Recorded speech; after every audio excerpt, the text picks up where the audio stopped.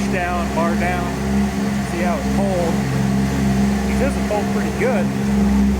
I guess we'll be the judge of that.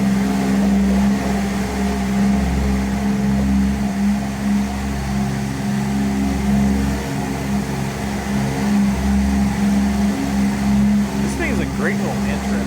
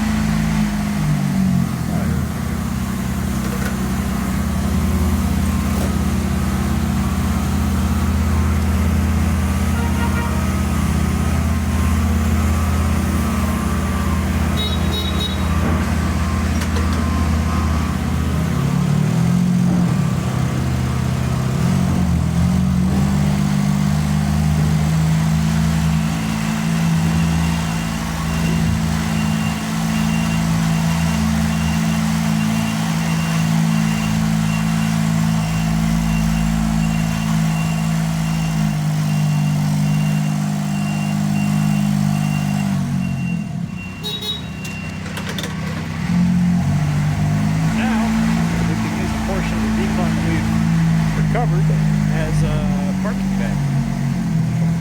And wheels in the rib, front brake, control. There you go. I don't think I'd shot a point of view clip like this before. Let's go check that face out.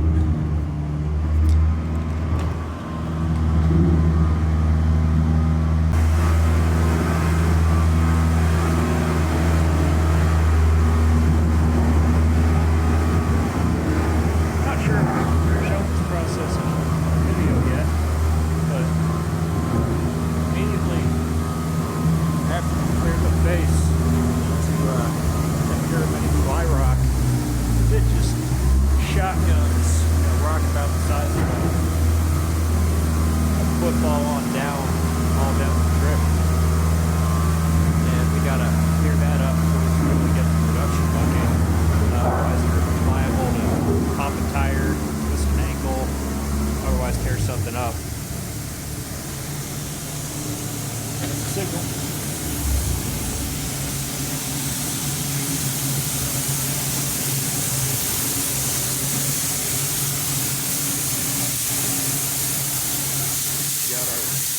That backed up is set, man. We gotta reduce the blower.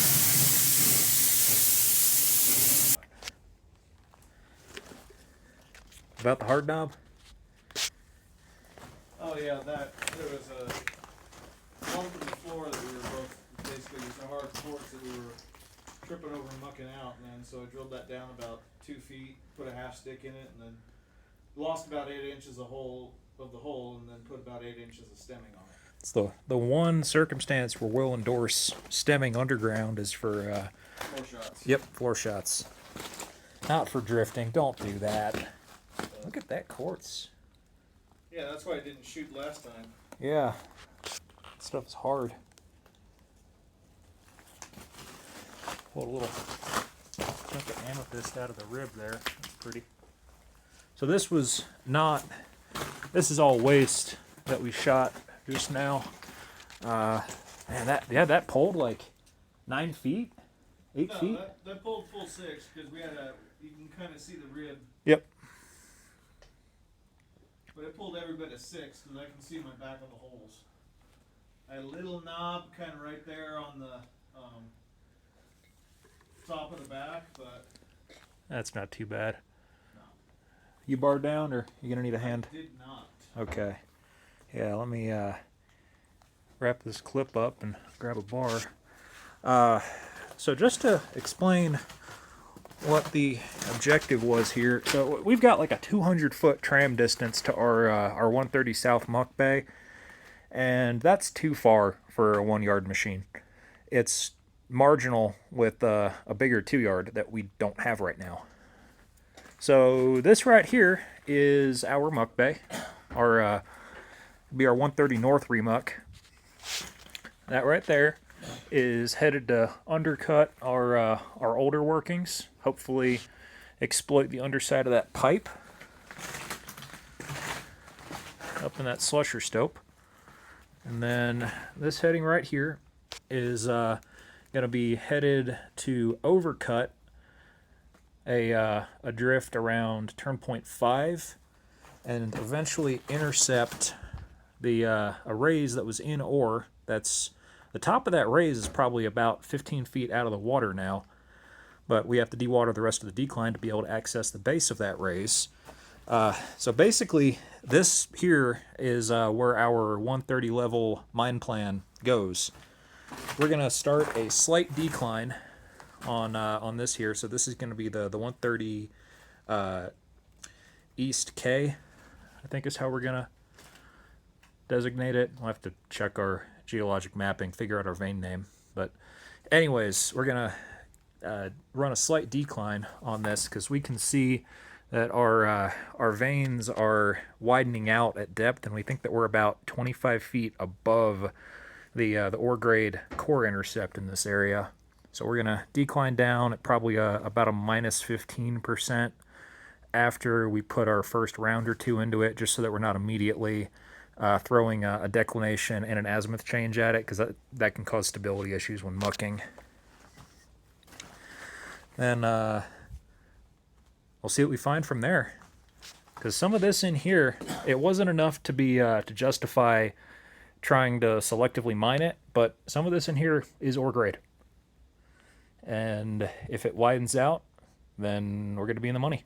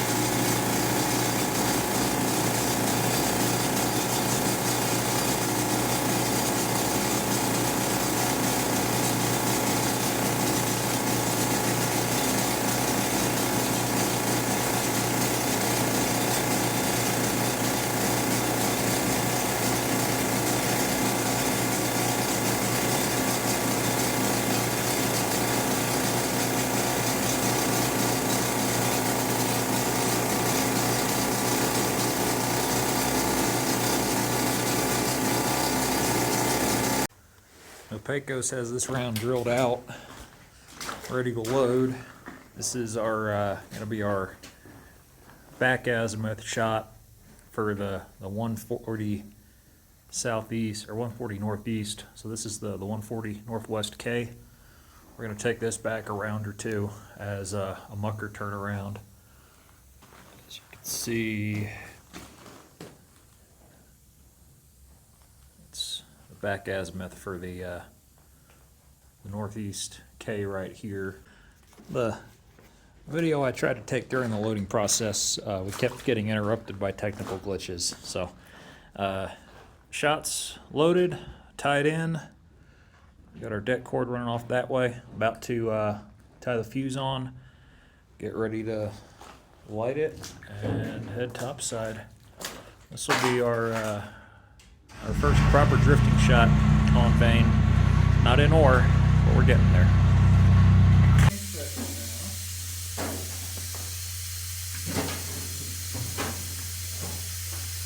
We're up here by the magazine just inside the portal.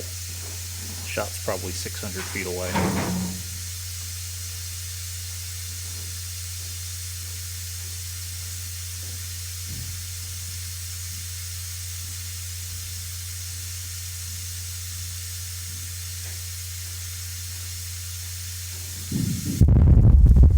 Oh yeah, that felt good.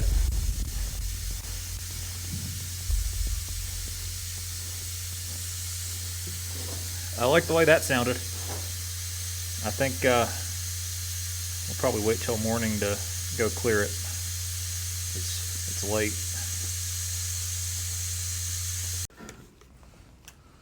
Well, we've let the shot air out, and Gail and I are gonna bar down. Pecos already barred down a bit. We just want to double check his work, and we're gonna wet this down a little bit more here and define where we think that we want to put our drift here, because this is what we're going to start drifting on. That's like the $300-400 a ton material right there.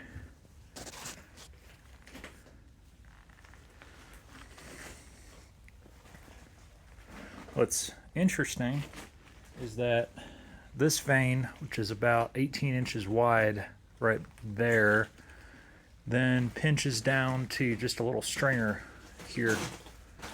There's very strong odds that we're on the extreme left side of an ore pod, and then it blows out considerably, or it will blow out considerably as we advance that drift to the right.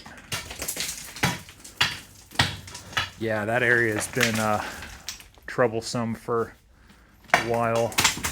There's a bootleg left in there. We might even be able to shoot that. And as we define the perimeters of this intersection, we're going to be putting in bolts and bacon strips on the ribs. There's going to be a stress concentration on the pillars. We like to prevent rib failure.